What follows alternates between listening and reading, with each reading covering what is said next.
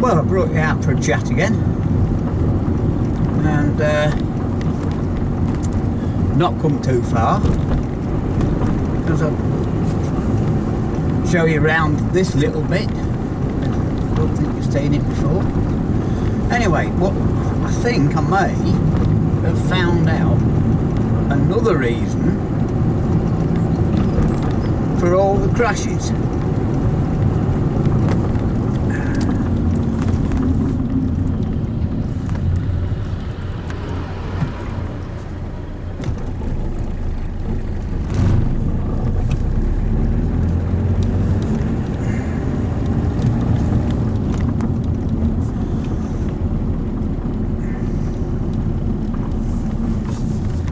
Nice little road this is, but it's a bit twisty, as you can see. Yeah, so anyway, because I'm in this car, an oldish car now, when I'm in the car park, it's often very difficult for me to see,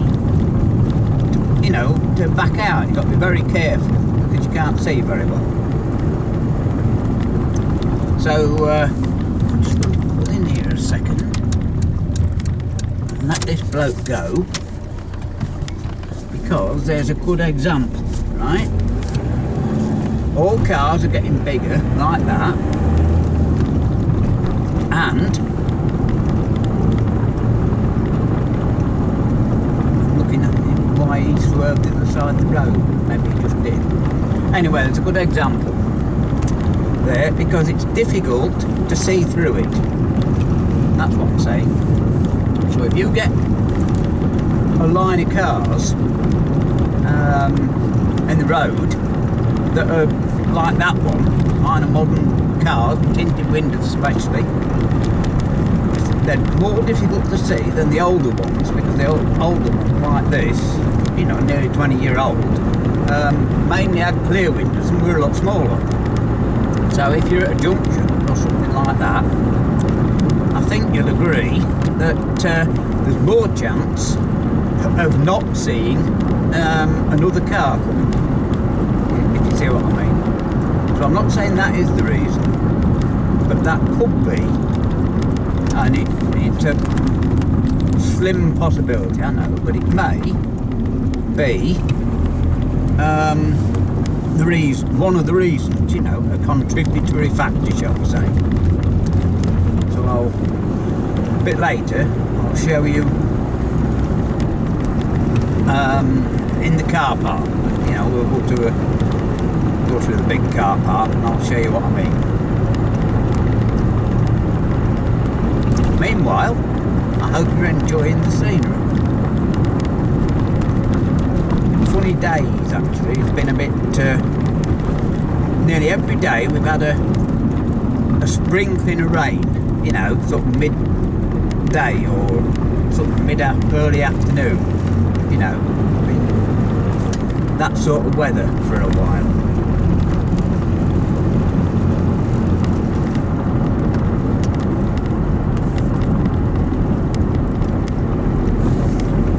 Right, so there we go. We'll end this bit of the video here, and we'll carry on somewhere else. Right, we're in the car park, and here's a good example, look. Parked here deliberately, of course. See? Little tiny windows. And there's another one. That Fiesta. I don't know if you can see, you can't see through the back windows at all, right? And they're a lot taller than they used to be. Pity we can't find an old one to compare it. Anyway, there's a couple. There's another good example. Look, I've got the window open so you can see clearly. And that Land Rover next to it. And then over there, I was going to park it next to it, but look at that. I mean, that's even worse, isn't it? And yet, we are parked here, near an older car, and look, you can see through that a lot better. Right, so that'll be enough just to give you an idea. Now, quite a long time ago, I did this website, tongue-in-cheek, as you can see. It's called Learn to Drive Be Crashing. Well, what it is, I haven't crashed since I passed my car test, but everyone has to learn, right? Including me. And luckily, I learned very quickly, and I've made the same mistake twice, but I made a few on my motorbike. Nothing too serious, but one or two could have been. Anyway, I had a Triumph Tiger Cub, and I'd been on the road for 2 weeks, and we were coming up. I live a mile the other side of this roundabout, and my friend, we were going to Alford, which is turn left, and so I'm used to coming across this roundabout, and the first time ever I was going left. And what happened was, I was racing him, I was in front, I missed it, stand dug in the road, and I fell off and sat in the road rubbing my elbow, and I got stick for it. For the bike ended up against that keep left side, right? So, and my mate was saying for 3 months, next 3 months, rider wanted for unrideable Tiger Cub. He was going to put an advert in the paper. So that was the first one.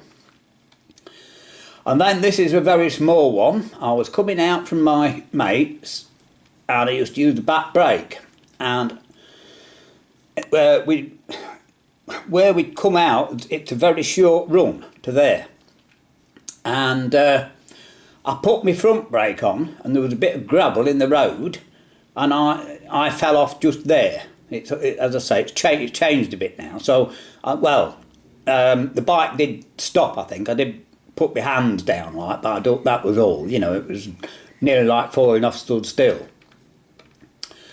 And the next one. I've done this video very recently because it's down to Skenderby Salter, the farm where I went.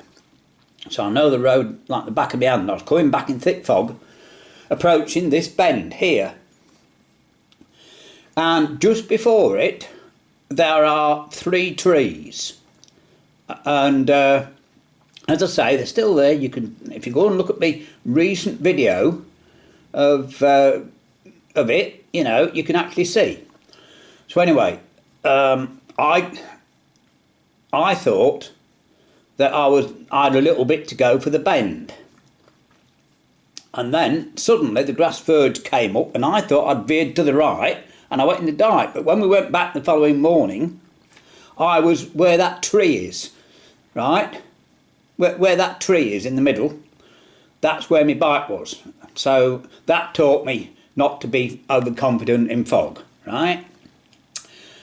And the next one was a little tiny one. I was late for work, and it's different layout. It was single carriageway then, but Horncastle Town Bridge is the same. I'm a little bit late for work, and something had happened. Either they'd spilt diesel or oil or something on the road. And I went round that bend, and the wheels slipped out, hit the curb, and went on its side with hardly any damage. So that was that one. And it ended up there, you see. Now, the most serious one, though, was this one. And it was my own fault. And it taught me to look where I'm going. So I'll tell you the story. I'm riding along with my mate, and we're going fishing. I never went fishing, like, but we were going for past an hour or something. And we were turning left, and we came across a pack of racing cyclists, and they were doing 30 miles an hour. So we didn't attempt to pass them, but they turned left the same as we did.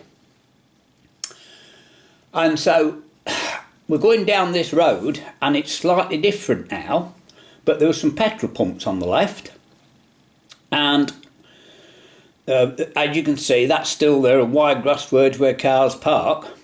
Well, I'm following a car, following these racing cyclists down this road, and I've got my friend behind. And of course, I'm not concentrating. I looked round, I said, "Where's Pete gone to?" And I was, as I say, I wasn't looking where I was going. I was behind this car, following it safely. Only I wasn't, because there was a car jutted out at the pub, and as I said, it's changed very slightly. So I'm riding along near the middle of the road, straight into the path of the back of this 105 Ford Anglia, right? And again, I know how fast we were going. As I say, it was less than 30, but I ripped the bike off, and which it was all, you know, and I was off work for a bit, and I got a fine for riding without due care and intention, which was fair enough. So that's the most serious one. And then there's another time the roads changed again. And this was a very, very low speed crash. I went along and I hadn't maintained the bike very well. And the blooming throttle was sticking in the wet. And I come up to that bend that you can see underneath at the top of the writing. And the throttle stuck. And by the time I got it off, I put my back brake on like and slid onto the grass and just went on its side. No damage to anything, just my pride, right?